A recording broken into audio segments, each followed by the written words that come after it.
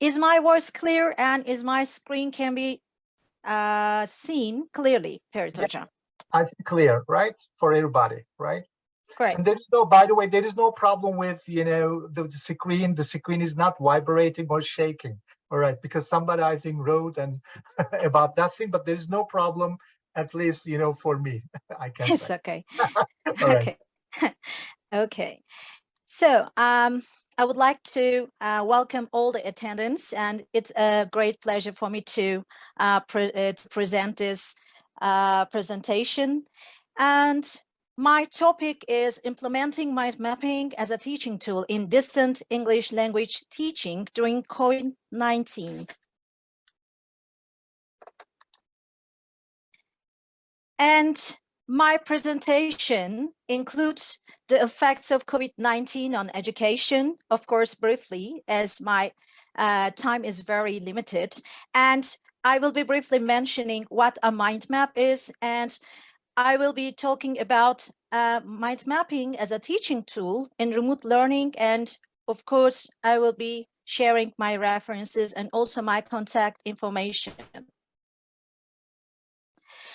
As we have all perfectly, you know, being familiar to this reality of COVID-19, the world has faced with a radically shifting change due to COVID-19 in all aspects, and education is one of the main fields that has profoundly been affected by this pandemic. And worldwide policies have been applied to break the spread of COVID-19 by social distancing and lockdowns at all levels of society, including learning activities at all academic levels, which changed face-to-face learning into a remote one. Since the health crisis emerged, the well-being and motivation of students, parents, and teachers has intensely been affected. And during this pandemic, online instruction offers both advantages and disadvantages for teachers and students. And professors faced numerous challenges in e-learning due to a lack of online teaching experience and skepticism about the effectiveness of online assessment and evaluation, a lack of technical infrastructure in the home, as well as a lack of interaction and an inadequate and expensive internet connection. Nonetheless, online education has resulted in increased time and space flexibility, easy and rapid sharing of study material, quick feedback, and more freedom to connect with faculty, and reduce transportation and financial costs, and improve teachers and students' technological skills, and increase the convenience and comfort of learners. And this image shows how COVID-19 affected teachers teaching English as a foreign language teachers' journey during this pandemic.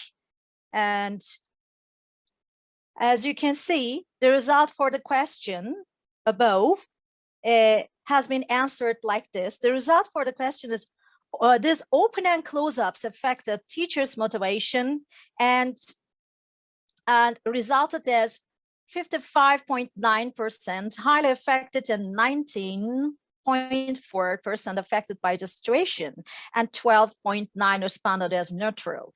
And 6.5% of the participants partly disagreed the argument, and only 5.4% of them strongly disagreed, according to my research.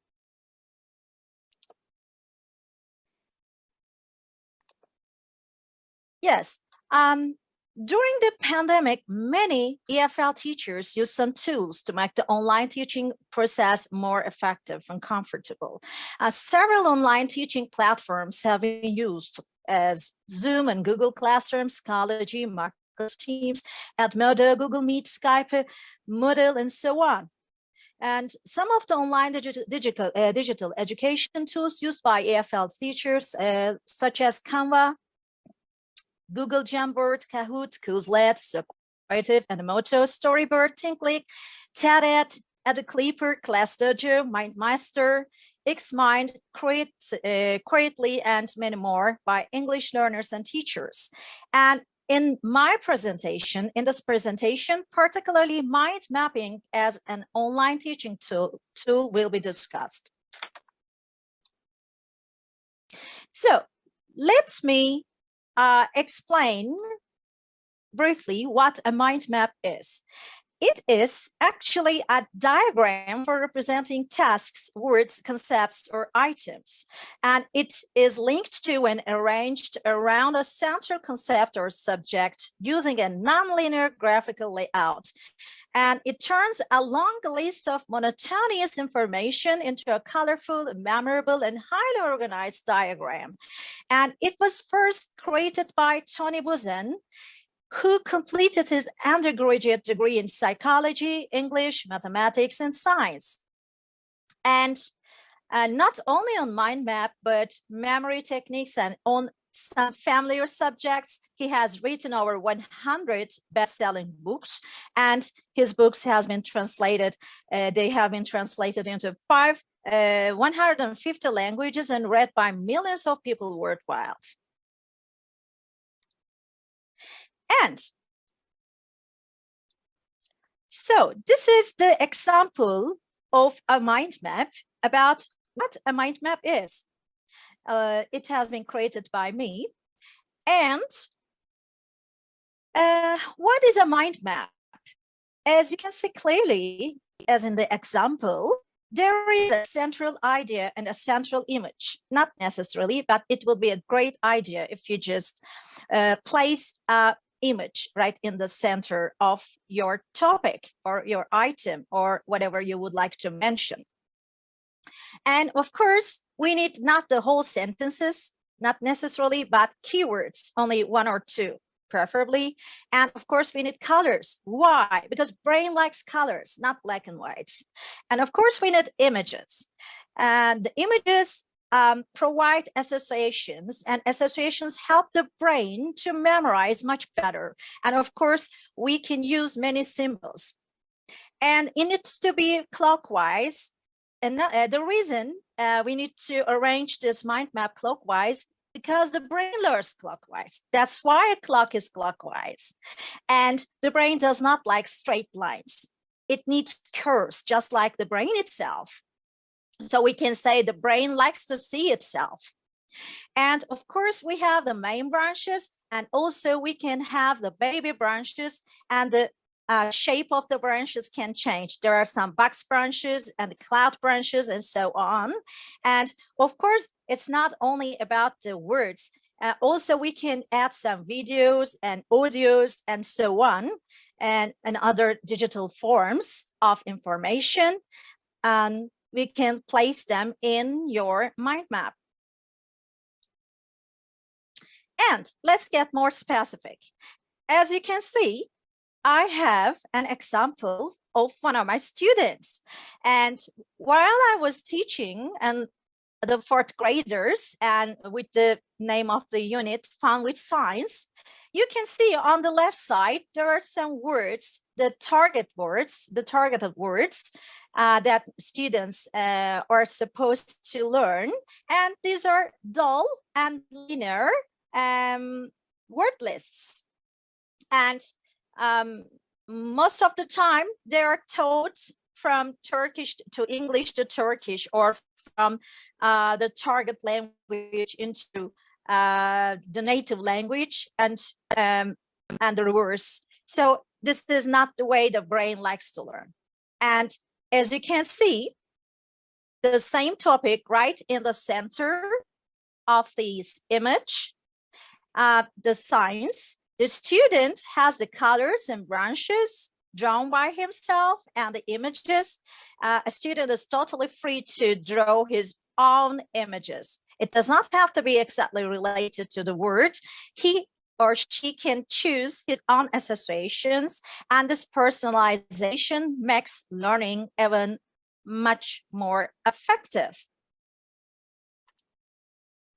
Here is another example of another unit for the fourth graders, and the name of the unit is Jobs, and you can see there is an example of the students, and they mostly like drawing them, drawing these images, and they also ask me to let them create mind maps.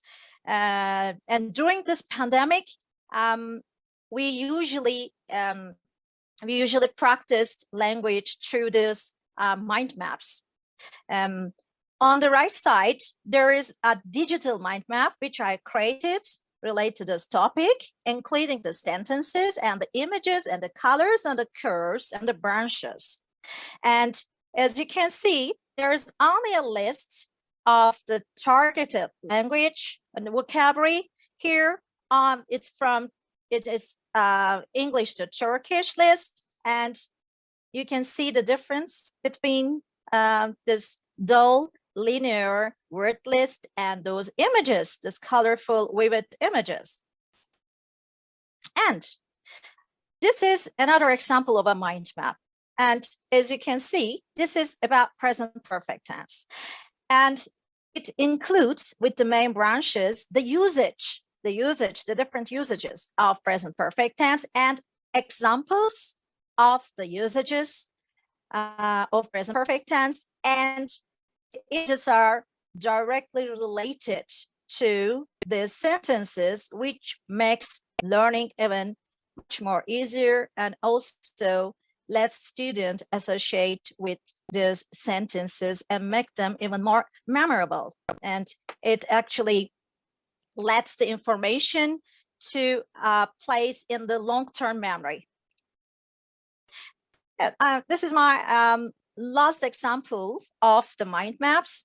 As you can see, again, it's about the order of adjectives, and there are some colorful words, the keywords, and also some examples of these words, and some related images, and from left to right, from right to left, which is clockwise. And before I will tell you the advantages and the challenges of this method, of this tool, mind mapping, this is an ordinary, list of the advantages and challenges. So just have a look at this list and tell me if it's attractive or if it appeals to your learning or your attention. And let me share my mind map exactly prepared out of this information. Yes. So the very same information in another tool, in another shape. So this mind map is about implementing mind mapping in its English language teaching, including advantages and challenges. So let's go into details. What are the advantages of this technique, of this tool? It's absolutely a fun way of learning, no matter what age group is, what language level is. It's absolutely a fun way of learning, according to my students' reactions. And it boosts creativity because you can add many branches and you can use your own colors and images. That boosts creativity. And also, it's a great way to revise the information before the exams or at the end of the units. This method actually provides a great mean of revising the information, and students with learning difficulties such as dyslexia or high functioning autism find mind maps to be invaluable study aids. Actually, this is also subject to one of my academic research, which I'm conducting at the moment, and students like personalization of information. How about challenges?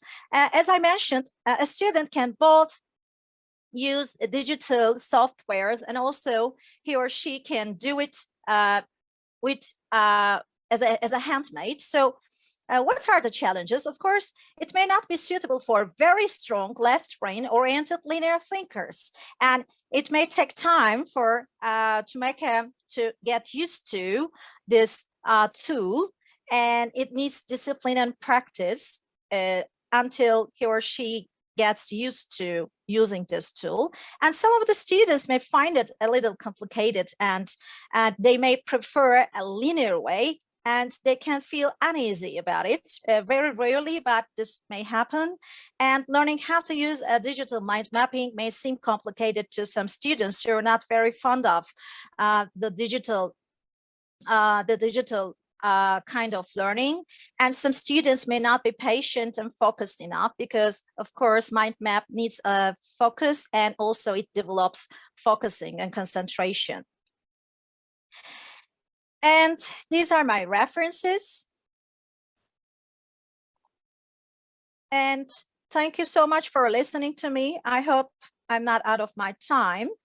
And if any of the attendees have any questions, I welcome the questions, and they can contact me through these addresses. I have some blogs related to this topic and my research, and I also have a LinkedIn profile, which I use actively.